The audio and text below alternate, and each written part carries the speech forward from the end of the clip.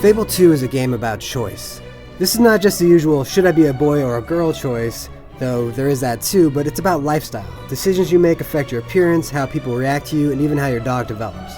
The morality system is one of the core game mechanics. For example, when you start out as a kid, you're given a choice to either help the town's sheriff or some bandits with some missing warrants. That decision will affect the town much later on, so years later when you come back, if you helped out the bandits, everything's going to look crime-ridden and festering, but if you helped out the sheriff, it's actually going to be a booming economic area, and there's going to be these beautiful houses, and there's going to be shops that you wouldn't see before. The system is pretty nuanced, and there are a lot of things to consider. It ultimately comes off as kind of artificial. And the idea is to get you to feel your character progressing as a person, but you don't really get that sense. Sure, there are lots of little meters and numbers popping up to tell you if you're good or bad, but it really doesn't change the big decisions you make at the end of the game. Thanks. You're a lifesaver.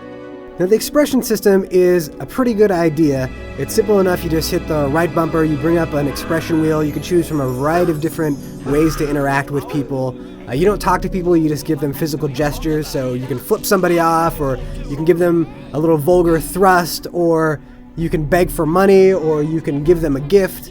You can do quite a lot of stuff with interacting with people, but ultimately that's an artificial device, because all you're trying to do is move the different meters for how people feel about you. So you're not so much inhabiting a role as you are just sort of trying to manipulate the system.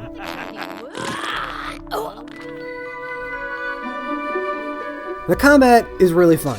It's a really flexible and very simple system. The X button controls your swords, the Y button controls ranged attacks, guns, and crossbows, and the B button is your magic. And it's just that simple. While it does seem like it would be a little bit limiting, there's actually a really good flow to the combat. It's very easy to move from, hacking a couple times with a sword and then whipping out your pistol and blowing the guy away, or then just casting a bunch of fireballs at people.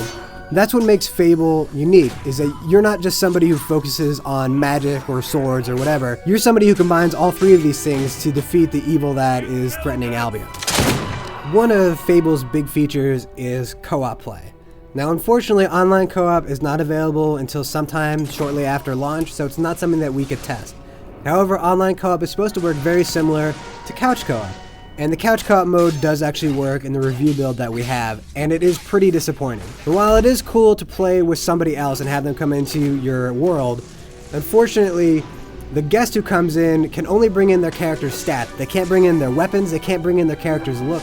So they're going to look different than they would in their own game, which sort of defeats the purpose. Now, you can't go run around with each other and sort of explore what somebody else's world looks like. They can help you out, earn extra experience. You can barter over who's going to get what amount of money. And you can actually combine attacks together to get more experience. So your buddy can hit a guy with one attack and then you can shoot him, and you're basically going to get a cool combo that you wouldn't normally get playing alone. Of course, you kind of want to have your character in your friend's game so they can just see how ridiculous you look. And you're not going to get that with Fable 2 co-op the way that it is. Hopefully, they patch it early on so that you can actually see what somebody else looks like. Fable 2 is not the kind of game that's going to really challenge you. But then again, it's not really supposed to. The idea is that you are one of the greatest heroes in the history of Albion, so it makes sense that by the game's end, you can pretty much mop the floor with any creature you meet. You might not even die once the entire time during the game.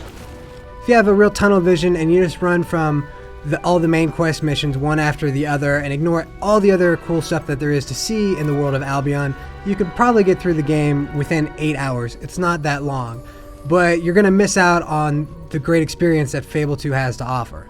If you invest yourself in caring for your dog, for having a family, for owning businesses, then when you come to the final decisions in the game, they're actually going to matter to you and mean something to you. So the more that you put into Fable 2, the more you're going to get out of it.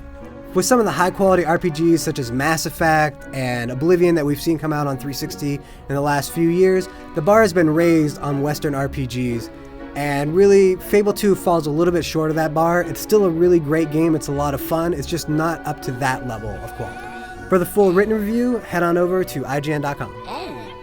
Really much appreciated.